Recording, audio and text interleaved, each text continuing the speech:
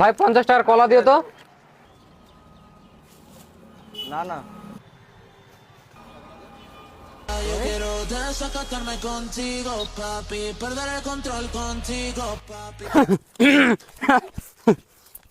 কলা হ্যাঁ কলা লেখা।